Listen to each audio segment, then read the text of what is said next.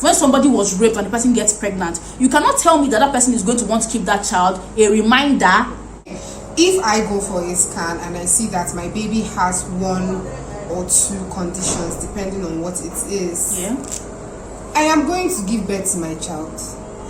Down to the ban, okay? This abortion ban that happened now, or the kind of necessary, is it necessary to have?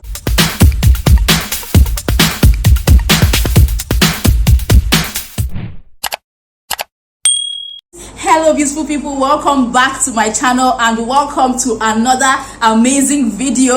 If you're new here, hi, my name is Precious, and today on the channel we have an amazing guest. Okay, so I'll let her introduce herself to you guys. Hi guys, my name is Evans Desire of Evans Desire here on YouTube.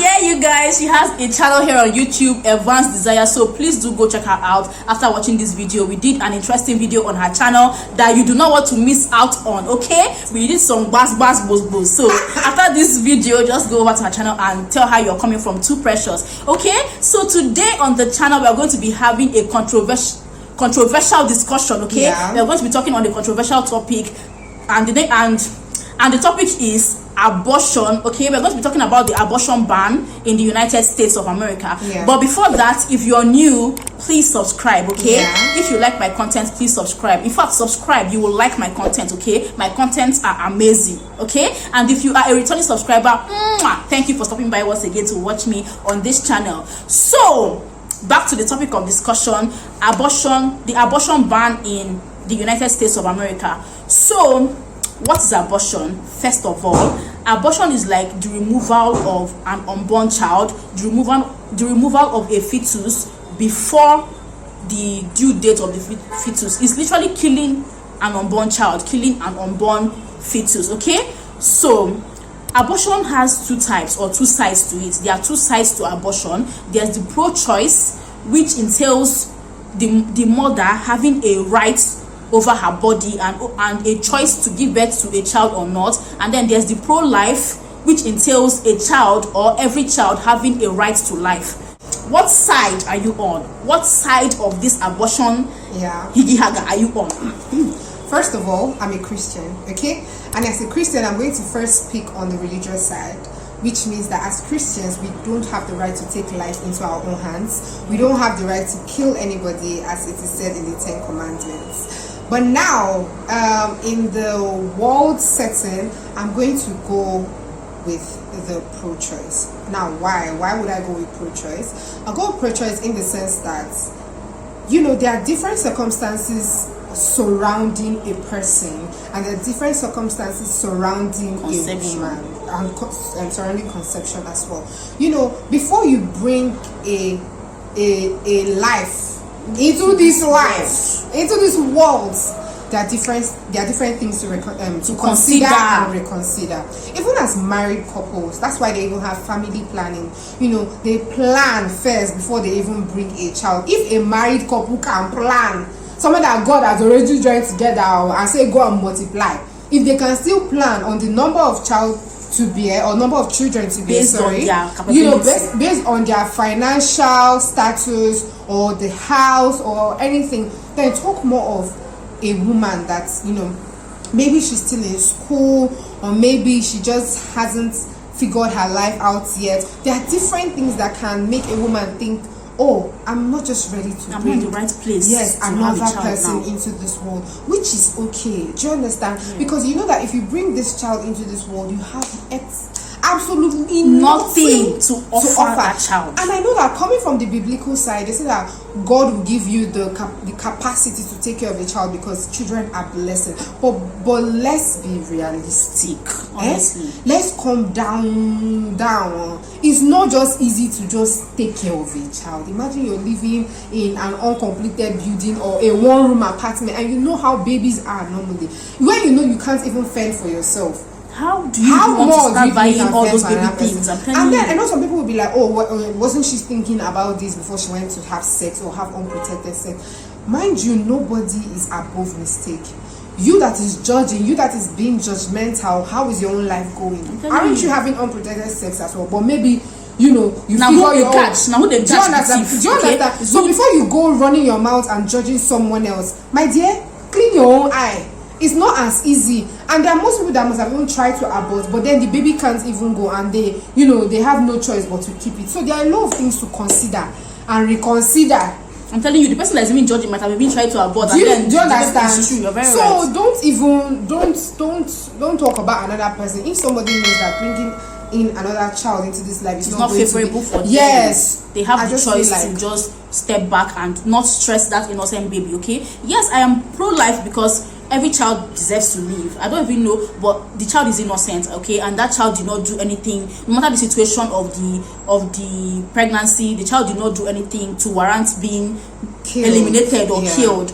But pro-choice in the sense that if you bring a child into this world and then all these beggars are on the streets, all these beggars' children are on the streets, they don't deserve that.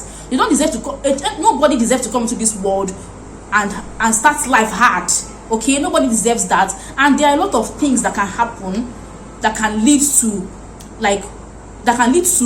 me going for the pro-choice, or that can lead to a woman just choosing to not want to have a child. Like when somebody has a child out of a bad situation like rape, when somebody was raped and the person gets pregnant, you cannot tell me that that person is going to want to keep that child a child that is a reminder of a rape event or a rape scene. Yeah, most people say they will keep it, but it's easier said than done. Imagine you having a child and you don't even, first of all, you don't even know the child's father. You don't even know the child's family background, like the child's paternal family background. You don't know if that child's father is from a generation of thieves or a generation of kidnappers, and then you decide to keep that child, and then that child starts exhibiting the characteristics of their father. Okay, so there are a lot of things to consider before you even choose to keep a child. Okay, a woman should have the right. It's her body. She's the one nursing a child. She's the one that's going to have to share her life with the child, and she's the one that's going to have to bring the child into this world. So if a child in a woman is going to in any way affect her life negatively, if her life is at risk by the child, or if that child is just going to come and make her life a living hell, she can as well decide to take the child away. Okay, so we're talking about child pregnancies, it's also in the same line with rape, all these children that were abused at a very young age. Imagine a 14-year-old that is pregnant, and then you know that having that child is going to a risk life. And then apart from, even if she successfully has that child, it's still going to distort her life in a lot of ways. Her education is literally going to be paused, and everything is just going to be scattered. Exactly. She's going to be a burden to herself and to everybody around her, and then so she has to choose between either having that child and risking her life, or aborting the child and still risking her life. And if it is successful, it's a 50-50 thing. She can have the child and be successful, and she can also abort the child and be successful and have her life back. I feel like that one is just a different. It's a different scenario. Yeah, that scenario is understandable. That's the one that you're talking to somebody about it. They can understand where you're coming from if you're talking about abortion. Yes. Do you understand? Because they know that you're just young. I'm telling you, she has a whole life ahead of her. There's somebody can understand where you're coming from, but then where it's different when you're okay and see you're okay. Nothing do you.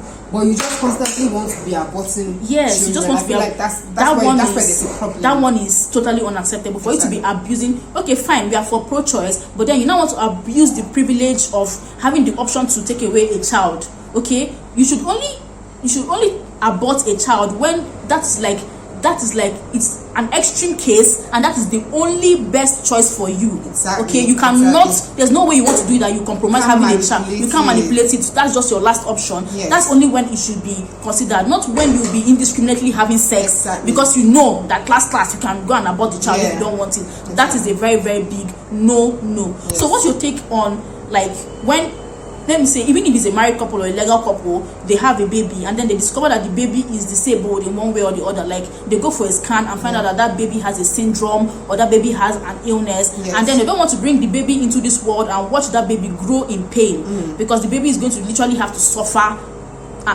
discrimination, suffer all sorts of things because the baby is abnormal per se. So what's your opinion if that couple decides to abort the baby and just not bring that baby into this world because they don't want to watch that child suffer? Okay. What's your opinion on that? So I'm going to speak as me being the wife now in this couple. Okay? If I go for a scan and I see that my baby has one or two conditions depending on what it is, I am going to give birth to my child. He or she is still my child. That is who God has given me. And if God gave me that child with the hole in the heart or something on the leg or whatever, God is also going to give me the capability to take care of that child. That's what I believe. Do you understand? Yeah. I'm not going to cut short the life of an innocent child just because he or she is disabled. Yeah. Me, I'm not completely normal. Nobody's exactly. perfect. Nobody is perfect. Nobody. Do you understand? Everybody has one or two complications in their life. The ones that are hidden and the ones that are open. So just because my child's own is open, and that doesn't mean I should end my child's life. Yeah. Because everybody has one thing or the other. And you that is perfect, you that have complete hand, complete everything, nothing makes you better than that child that is deformed. Yeah, that's so I'm not going to kill my child because he or she is deformed. Yeah. And I don't stand with people killing their children for that reason. This particular case is not an extreme case because there's a choice to, like, you're not in a position where you cannot raise that child. You just want to kill the child because the child is not like everybody else. Like, are you having the child for society? I'm telling you, there's a uniqueness. You don't child. know why that child came. You don't know what that child came for, what the child came to teach you, or what the child came to prove to others that you don't have to be the regular normal for you to be a star or for you to be a hero. You get like that man that does not have arms and legs, but he's a motivational speaker and he's doing very well for himself. He's even married to a normal looking woman and all that. So that child might be a lesson to this world, and you don't have the right to cut short the life of that child. Exactly. So now, down to the ban, okay? This abortion ban that happened now, or the kind of necessary, is it necessary to have, like, is this ban necessary? Why are you banning like women? Like, what do you think about this ban? I feel like everybody should have the right to decide what to do. It shouldn't be banned. It shouldn't be banned. I just feel like maybe there should have been, since America is a working country, you know, they have things that are working, not here in Nigeria. Maybe they should have like a restriction as to the number of times to abort. I feel like that's the way they should have gone about this issue. Yeah. They should have had like maybe every pharmacy should, you know, take down a girl's name or maybe take a picture and write how many times she has come to take abortion pills, or every hospital like control it. Yes, control it. They should have controlled it instead of completely eliminating it. Completely eliminating it is not the best way. It's giving no choice. That's no choice at all. You're not supposed to give somebody, you must give birth. Yeah, you're not supposed to put somebody in a situation where they have no choice to do anything. That's not right. They should have just curtailed it. There's a way they should have contained it. Sorry. Yes. Yeah, that's the way they should have done it. If they are really trying to prevent the rising number of deaths from abortion and the rising number of abortion complications, they should have looked for a way to. The girl is supposed to abort. Yes, because the risk of those complications increases with the number of times you abort. So they should have just found a way to, like, instead of just completely cancelling it, they should have just tried to curtail it. So that brings us to the end of this our 2 cents video, you guys.